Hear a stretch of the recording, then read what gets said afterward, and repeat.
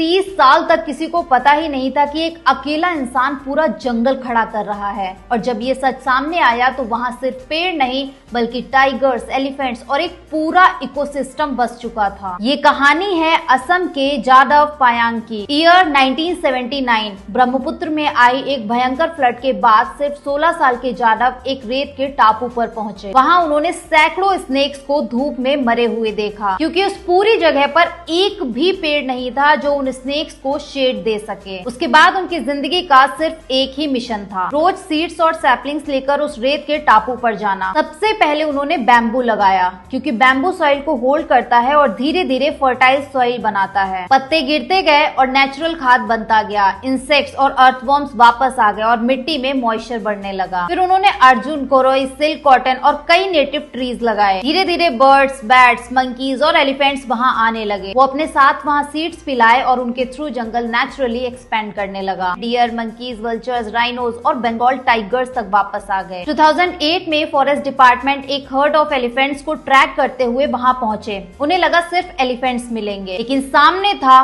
पूरा 1360 एकड़ का घना जंगल। आज इस जंगल को मोलाई फॉरेस्ट के नाम से जाना जाता है, जो जादव के निक नेम मोलाई पर रखा गया। यहाँ माइक्रो क्लाइमेट बनाने वाला एक लिविंग इकोसिस्टम है, जो सॉइल को स्टेबल करता है, वाइल्ड लाइफ को घर देता है और ब्रह्मपुत्र के किनारे को प्रोटेक्ट करता है। जादव को फॉरेस्ट मैन ऑफ इंडिया का टाइटल मिला। उन्हें Padmashri, Indian institute of forest management से सम्मान और असम एग्रीकल्चर यूनिवर्सिटी और काजीरंगा यूनिवर्सिटी से ऑनरी डॉक्टरेट्स मिले। लेकिन अवार्ड्स के बाद भी उन्होंने पेड़ लगाना कभी नहीं छोड़ा। जय हिंद।